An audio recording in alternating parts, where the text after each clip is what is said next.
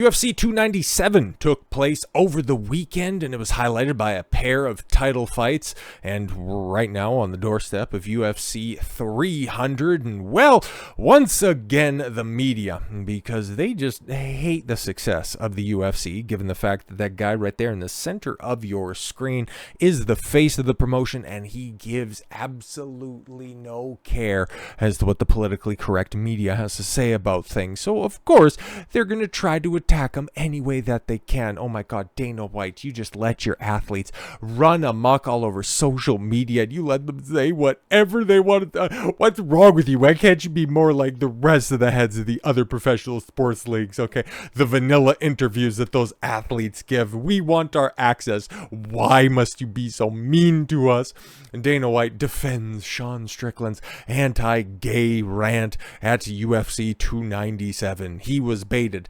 Baited by who, you ask? Well, UFC CEO Dana White has addressed Sean Strickland's viral and whatever comments from earlier this week. Strickland, who lost the UFC middleweight title in a very, very, very close fight. Like, it was a split decision, okay? And if you take a look at and I hate that comparison. You take a look at the guy that won compared to the guy that didn't, and oh boy, you can really see two different stories. But at the end of the day, man, I didn't watch the fight. The judging in the UFC and mixed martial arts has always been ass. So if worried about what the judges may or may not do, finish the fight. But anyways, back on track here. Strickland was under fire and went viral on social media after going on a big anti-gay rant on Wednesday's media day. Now, to be fair, I didn't see it. I'm sure that he did, because Sean Strickland he's quite a card. But this is also Toronto. Progressive ass, annoying ass Toronto. So any possible slights could be completely and totally taken out of context. So I guess here we have the clip. Yeah, right here. Might as well listen to it, right? I'm glad to hear it. It's been great. Are you Canadian? Of course I am. Are you part of the fucking opposition? Are you? I don't know how to phrase that. You got like fucking. Yeah. Well, I did want to ask you. Did you vote for Trudeau? I'm not going to say. And let me tell you something right now. If a man says he's not going to say, like, if you ask a motherfucker, did you vote for Biden? He's like, well, I'm not going to say. That's none of your business. He voted for fucking Biden.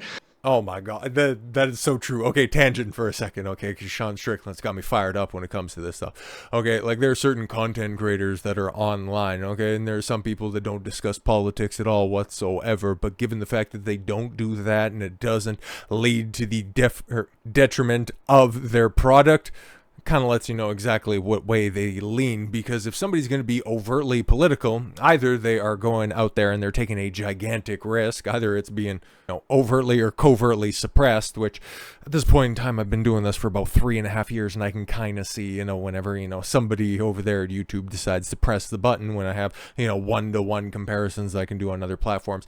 Regardless, okay, so either you get people that just directly talk about politics, or and end up facing the consequences. But you never see somebody who ends up holding a majority liberal progressive worldview who ever keeps it under wraps for very long. Like, when I'm watching some content that's online, like, I talk about, House of the Dragon, Game of Thrones quite regularly whenever I need to make a, comparison to something. All of the content creators, all of the big ones that are out there, let their political biases creep in, and it just makes for some insufferable shit. It's like, I just want to learn about the lore and the history of the Targaryens, okay? I just want to know how good of a fighter, Robert Baratheon is in comparison to everybody else, okay? I don't really need to get this entire commie breakdown about shit. Just fucking tell me the lore about the books, okay? But that's a one-way street, okay? People of our general disposition don't care about the political outlook of other people, but that never, ever gets flipped to reverse the other way around. Anyways, this is what Sean was talking about. Sean, Sean, I'm glad you've had great experiences. So this is what I'm talking about, you guys. The enemy of Canada. Sure. That's what it's got to be. It's got to be. We've got a pretty supportive gay and lesbian community in this city. I did want to ask you about something you wrote a couple. Yo, what the fuck? Like, who's coming out with this? Okay, all of a sudden, okay, you're at a press conference for a fight show. So we got a bunch of gays that like to support the community. Do they really? Is that a thing? Is that a thing? Because, okay, back when GSP was on top of all of this shit, okay, he was one of, if not the biggest stars in the UFC.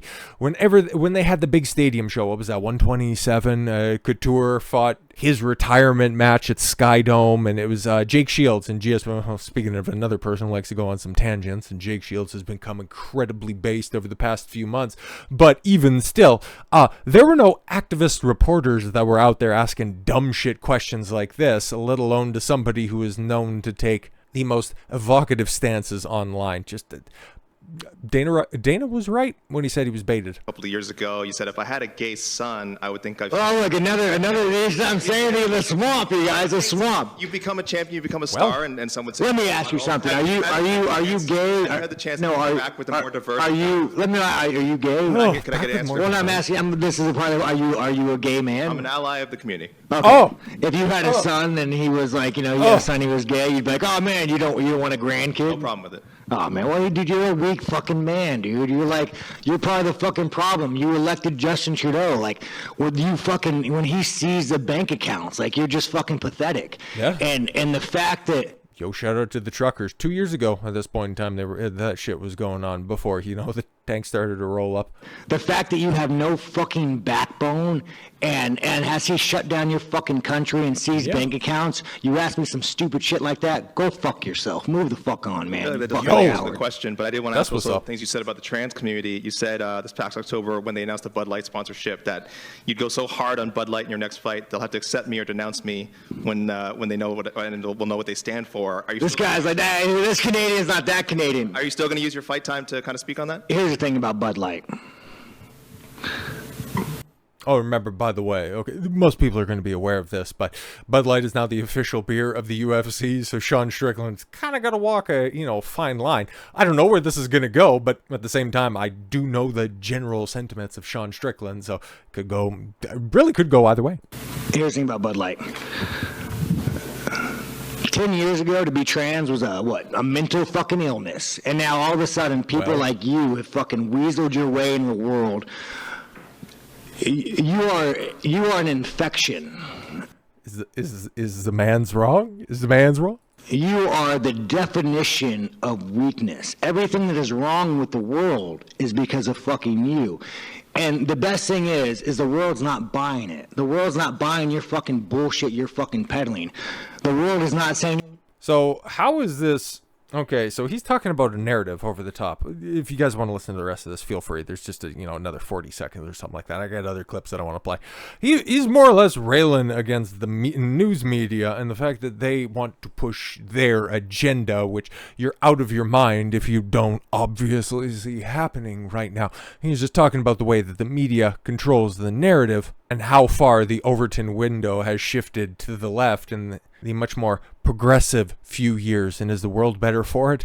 I'm going to let you opine on that. So Dana White got provoked during the post-show press conference, okay, during the media scrum and the aftermath. Oh, he was asked about, oh my God, you let your athletes out on a very long leash. You let them say whatever they want. Do you ever think that that's bad?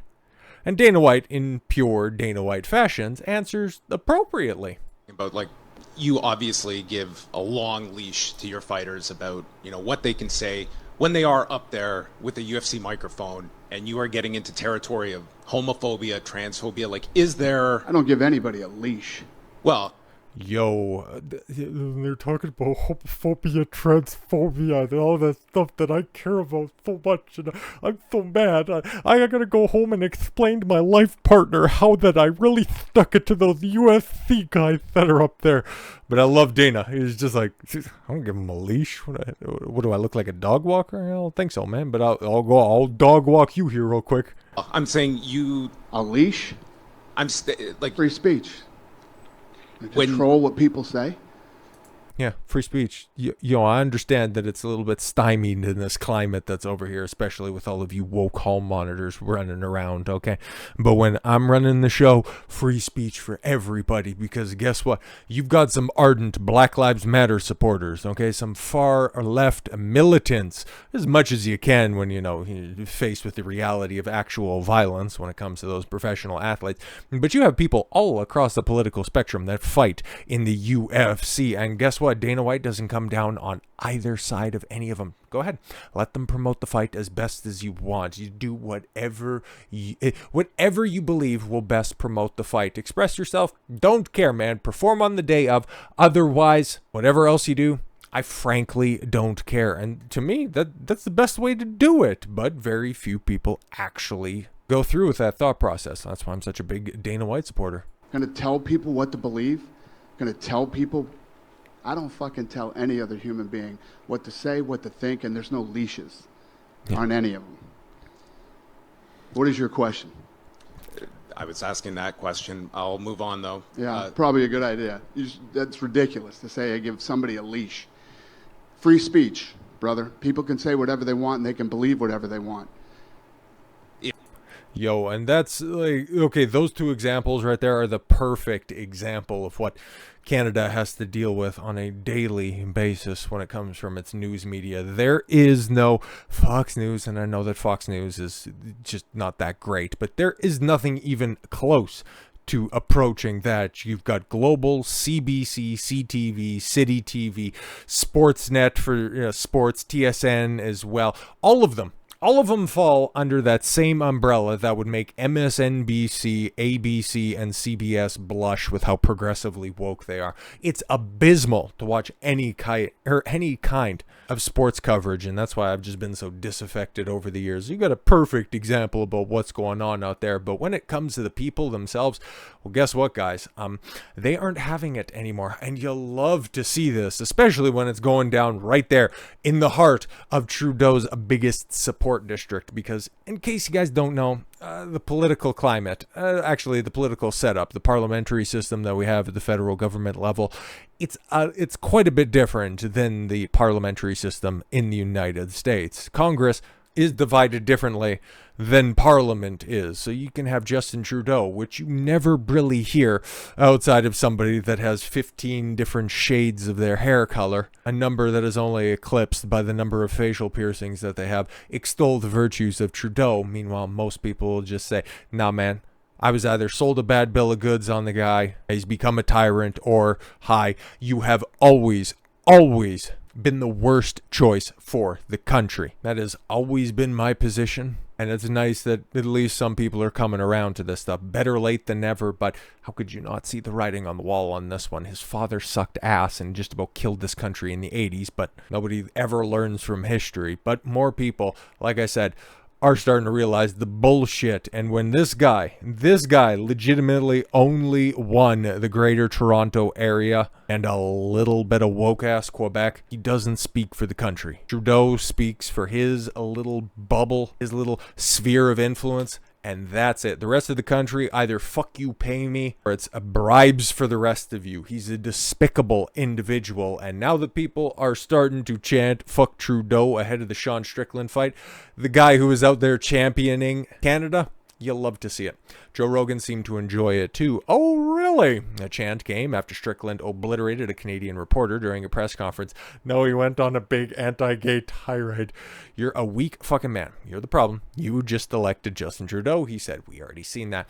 Now, the fact that you have no fucking backbone, shut down your fucking country, seized your bank accounts. You ask me some stupid shit like that, go fuck yourself. And let's hear a little bit about what's going on in the stadium, and then Joe Rogan also chiming in on this.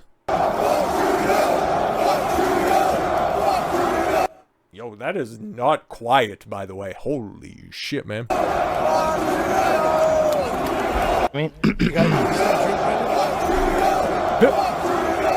fuck Trudeau. I was at the UFC yelling fuck Trudeau. Yo, doing his fight companion shit. Why was it like this was a pretty big card? Why wasn't he calling that? He can't get into the state, or can't get into Canada? All right. Love it. Yeah. That guy's a piece of shit. Canada, get your shit together. Come back. No. You need to speak to the people that actually voted for him. You know, there's a disproportionate amount of a certain community that's out there. But Sean Strickland, man, after the fight, he actually wasn't done. He was very complimentary to his opponent, Drissik du Plessis. Okay, the first South African-born, champion. No, not a black guy, by the way, but he's the Elon Musk type African American. Like I said, split decision and all that stuff. You could say that it maybe was a little bit scummy, a little bit sus. They'll probably end up running it back here by the end of the year, or these two are eventually going to rematch. At some point in time, Sean Strickland, given his own self-promotion, he's going to be getting another crack at that middleweight title very, very shortly. And hopefully, the next time it comes around in Canada, because, oh boy, he's a man of the people. Okay, a kid from the deep south, man of the people. This first set, Canada, I love you guys. You welcome me. I feel like you guys are my family. I told you I would bleed for you, and I bled for you, and I would do it any day of the week. Absolutely, man. But, you know, everybody's already leaving at that point in time, and plus, I want to get hit for copyright. Anyways. Let's run it back. Congrats, champ. You're the man. I'm out of here. Yep. The fact of the matter is, man, okay, Canada is done with this bullshit, okay?